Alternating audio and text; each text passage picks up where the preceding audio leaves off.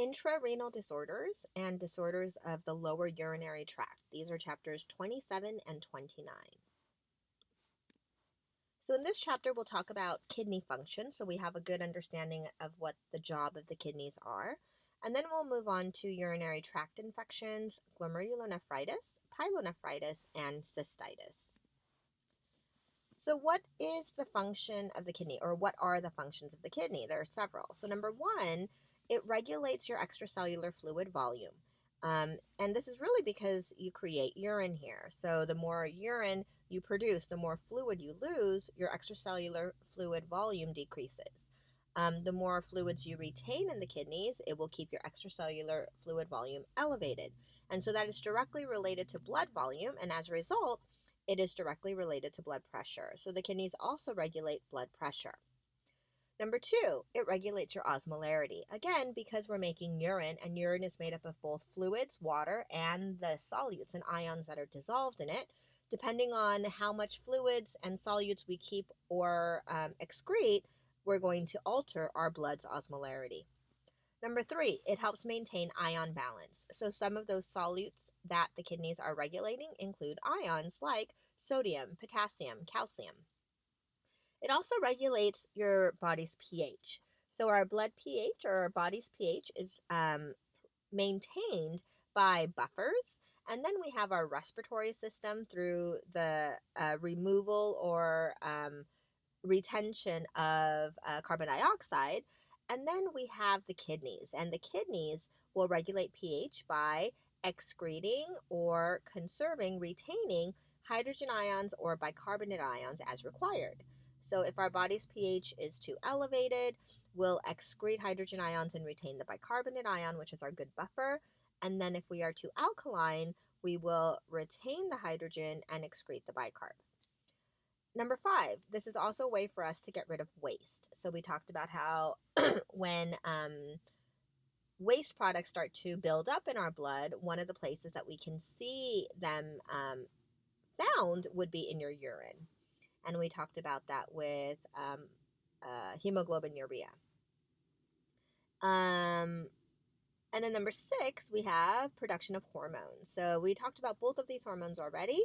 It synthesizes erythropoietin, which we know helps regulate red blood cell synthesis, and it synthesizes renin. And we've talked about renin several times. It's going to really play an important role in blood pressure regulation. So the kidneys do a lot for our body. So what happens when things go wrong? And the first thing we're going to talk about are urinary tract infections, or UTIs for short. So UTIs are quite common.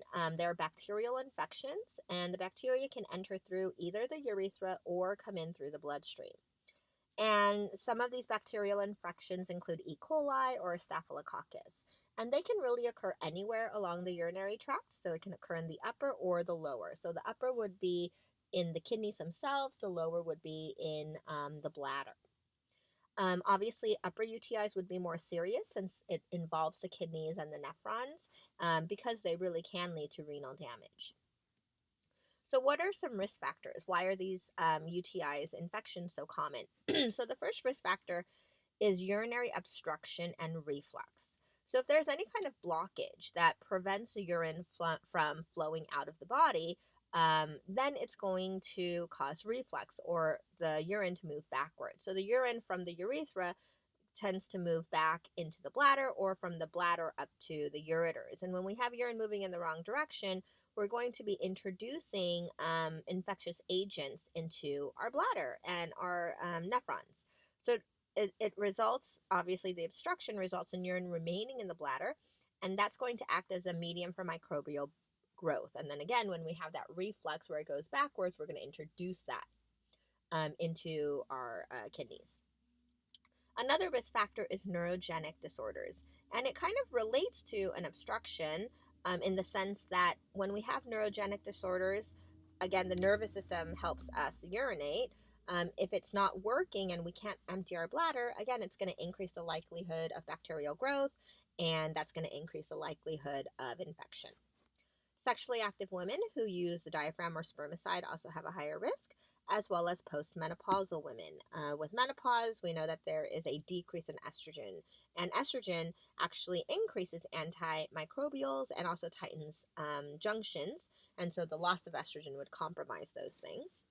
Diabetics have a higher risk. All that glucose in the urine obviously plays a role. And then men with prostate disease, and that's because the prostate actually produces antibacterial agents, and we lose that extra protection, or men lose that extra protection if they have a prostate disease. And as you age, your risk just increases, as well as if you are using a urinary catheter. Again, it's another way for the bacteria to get introduced into the body. So there are a lot of risk factors. Then how do we protect ourselves? So here are some of our host defenses, and they include our washout phenomenon, and that's just the process of urinating. So bacteria will get removed from the bladder and the urethra during the voiding process. We also have protective mucus that protects us, as well as local immune response. So antibacterial defenses like IgA antibodies. Remember, IgAs are found in things that are secreted like the mucus. We have normal bacterial flora that helps to maintain the environment. And then again, kind of along with the idea of the washout phenomenon, we have peristalsis, which helps us move urine in the right direction and keeps it moving from the kidneys, the nephrons, down through the ureters into the bladder. And then along with immune cells, we have phagocytic cells that remove bacteria from the urinary tract. But if a UTI does develop, how is it going to manifest in the body? So it depends on whether the infection involves the lower or the upper urinary tract. So again, the lower being the bladder, the upper being the kidneys or the nephrons. And also, it depends on whether the infection is acute or chronic. So the majority of UTIs are acute, uncomplicated bladder infections, and it is, again, more common in women than men. So what you'll see is frequency and urgency of urination. So frequency would be how often, urgency would be urgent. So if you have to go, you have to go right now. Now, how frequent can it be? Sometimes it's as often as every 20 minutes. You'll also see pain, or you'll have pain, so burning and painful sensation during urination. We call that dysuria. And there'll also be lower abdominal or back discomfort, as well as the urine not looking quite normal. So it'll be cloudy. You'll have foul smelling urine. And then because it's an infection, you'll have other signs and symptoms of an infection, including a fever. What you're going to notice in this chapter is that a lot of the signs and symptoms are going to be similar, and that's because it all involves the kidneys. So it makes sense that you're going to have similar signs and symptoms. So let's take a look at how the glomerulus can get damaged. So if you recall, the glomerulus capillary is that bed of capillary that sits inside the Bowman's capsule. And if you remember the Bowman's capsule, that's the first part of your nephron. And the Bowman's capsule and the glomerulus capillary together we call the renal corpuscle. So this area here where we have the glomerulus capillary, this is where all of your filtration takes place from your blood into the nephron. And you can get damage here. And there are two types of immune mediated damage.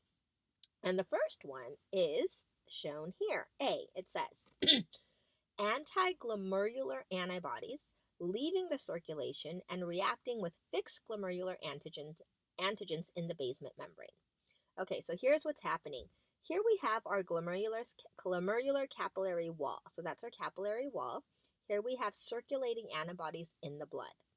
This is your podocyte. So this is one of those cells that surrounds your glomerular capillary. And then up here would be the lumen of the nephron. So we are trying to filter the contents of blood from here into this direction. Now, what they're saying in A is there are some circulating antibodies that get filtered during the process of filtration here at the glomerulus capillary. And as they're getting filtered, they will actually react with some antigens that are already here in the basement membrane. And so when an antibody binds to an antigen, we form an immune complex and we are going to initiate an immune response. And that's why the immune system, the white blood cells start to come to the area, release enzymes, and cause damage. So this is one way the immune system can create damage here in the glomerulus. Another is shown here in B. So it says circulating antigen antibody complexes become trapped in the membrane as they get filtered. So here what we have is in the blood, the antibodies actually already attached to the antigen. And it's circulating in the blood. And remember, here in the kidneys, this is where we do a lot of filtration. So these guys are getting filtered. And as they're getting filtered, they actually get trapped here. And so again, they're sticking around right here in the glomerulus capillary area. So an immune response is then initiated again. So white blood cells will come, release enzymes, and cause damage. So in both instances, the damage is an immune mechanism, but how the immune system got activated is just a little bit different. Okay, so what kind of glomerular damage can you see? So you can have proliferative damage, which is an increase in the number of cells. You can have sclerotic damage, which is the amount of extracellular matrix increasing. And then membranous damage, which is a thickness of the glomerular capillary wall.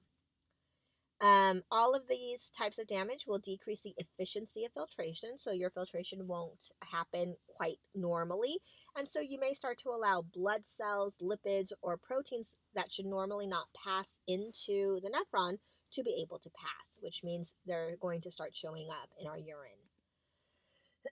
So let's just start at the top of our kidneys and move our way down. And we're going to start with the glomerulus. So here we're going to start with glomerulonephritis, which is inflammation. Itis is inflammation in the glomerulus. So inflammation in the glomerulus can result in chronic renal failure.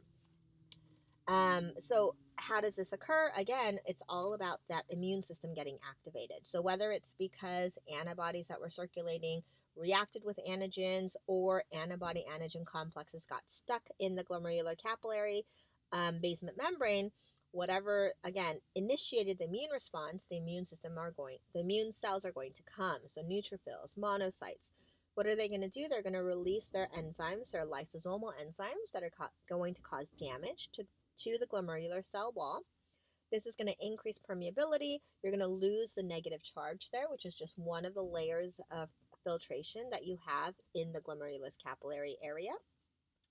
And as a result, you're going to have enhanced protein filtration, which is going to really impact your GFR, which is your glomerular filtration rate. Now, this can occur at any age, but it happens to be most common in boys between the age of 3 and 7.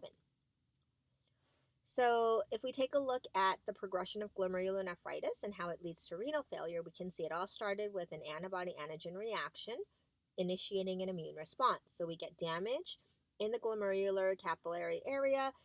We have decreased GFR, increased aldosterone. Sodium gets retained when we release aldosterone, so we retain water, and that leads to edema, and that can contribute to renal failure.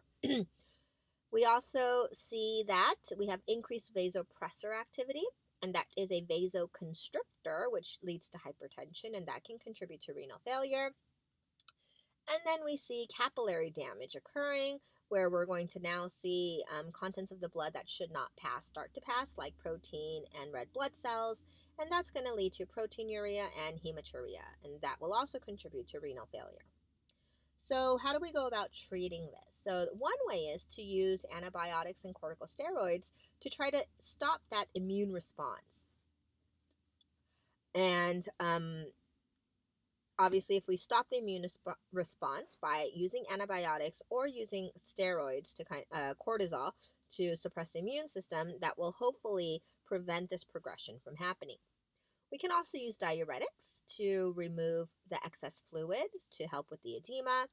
We can also use vasodilators or antihypertensive drugs to relieve the hypertension. And if the renal failure progresses, then we may need to use dialysis or we may need a renal transplant. So we're going to continue to move on down the kidneys, and so we started at the glomerulus. Now we're going to move on to the tubules as well as the renal pelvis. So if we have inflammation in these areas, the tubules of the nephron, the renal pelvis, then we have pyelonephritis. Again, itis is inflammation. Now the signs and symptoms are going to be similar because it's still the kidneys. So you're going to see urgency and frequency. So you'll have to go often, you'll have to urinate often, and when you do have to urinate, it will be urgent. You'll have painful urination, so burning during urination, so that's the dysuria. You'll also see nocturia, which is having to get up in the middle of the night to urinate. And then you'll see hematuria, where you see blood in the urine. And this is really caused by the urinary tract irritation that occurs. The urine also won't look normal or smell normal. So you have cloudy urine, fishy odor. Again, that results from bacteria in the urine and then the white blood cells responding. And then the normal signs and symptoms of an infection, like a temperature, shaking, chills, nausea, vomiting, anorexia, and general fatigue, all caused by that infection. This is more common in females, and that's probably because females have a shorter urethra. Remember, the infectious agent can come in through the urethra or through the blood. And since women have a shorter urethra than men, it's more likely to get into the bladder and then up to the renal pelvis and to our tubules. Also, remember, men have a prostate, and prostate had extra antibacterial secretions, and women don't have a prostate. So we lose that extra protection, and incidence just increases with age. We talked about already how age is a risk factor, for instance, for urinary tract infections. So there are two types of pyelonephritis. We have acute and chronic. So acute is an inflammation that's caused by bacteria like E. coli, and it primarily affects the interstitial area, the renal pelvis, or the renal tubules, but that's a little bit less common. It's one of the most common renal diseases that can affect one or both kidneys, but with acute pyelonephritis, because you're going to see the signs and symptoms of it at once, people tend to, seek treatment, and then the kidneys are going to be okay. So really, we're not going to see permanent damage unless steps aren't taken. However, with chronic pyelonephritis, there is permanent damage, and that's because this is a progressive process. So this develops slowly over years, and as a result, our body is really good at compensating, and we're going to see We're going to see this more when we talk about renal failure. But our kidneys have a huge physiologic reserve. And so when our nephrons stop working, other nephrons will just work harder. They'll call on their reserve. And so we don't see the consequences until much, much later. And as a result, we will start to have scarring and deformation of the renal calyces and the renal pelvis. You'll lose, obviously, tubular function. You won't be able to concentrate urine because your kidneys' nephrons are damaged. And so you'll see things like polyuria, nocturia, proteinuria, and high blood pressure is a contributing factor to this. We talked about hypertension already and how it can really impact so many areas of the body, especially our kidneys, as seen here. And if your kidneys start to look like this because you've severely damaged it, obviously that's going to lead to renal failure. So what can contribute to pyelonephritis? Well, this is one example or one contributing factor, and that's called vesicoureteral reflux. And it's not common, but it's quite interesting, so I wanted to discuss it.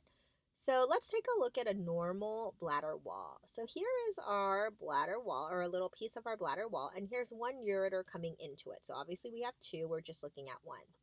So the ureter comes into the bladder wall, and notice the ureter is quite long inside the bladder wall, creating this really steep angle. So it's coming in at a very steep angle. And by doing that, we create this little mucosal flap. So what happens is when our bladder wall contracts, when the muscles of our bladder wall contract, this flap gets pushed shut as the pressure inside here increases. And this pressing shut, or this closure, essentially, prevents urine from moving back up into the ureter, so that when the bladder contracts, all of the urine goes out the urethra. This is a normal bladder wall. Now, some people are born with a congenitally short intravesical ureter. So if you look inside here, do you see how short the ureter is inside the bladder wall compared to up here? It's coming in almost at a 90-degree angle. And as a result, there's no flap that's created. So when this bladder wall contracts, essentially this ureter doesn't shut. And so urine can actually reflux and move back up into the renal pelvis and into the tubules. And as a result, this is something that can cause pyelonephritis. Okay, we're going to keep moving down, and now we are at cystitis. So cystitis is inflammation of the bladder. Let's see. So the detrusor muscles of the bladder, when we do have cystitis, become hyperactive. And so if the muscles of the bladder get hyperactive, it basically means that your bladder, which is supposed to expand kind of like a balloon as it fills up with urine, won't be able to do that. So you're going to decrease bladder capacity, and that's going to lead to reflux. So if you're making urine in the kidneys and the nephrons, but there's no bladder to flow it into, then it's going to stay up in the nephron, and again can lead to pyelonephritis actually. There we go. So the transient reflux can cause acute or chronic pyelonephritis if the bacteria ascends into the kidney because there's just no room in the bladder to accept the urine. So signs and symptoms, it's going to result in dysuria, suprapubic pain, urgency and frequency of urination. Again, the urine will look cloudy. It won't smell very good. There might be some blood in the urine, so hematuria. And then again, the normal signs and symptoms of an infection like a fever, nausea, vomiting. And that's it for this chapter. Thank you.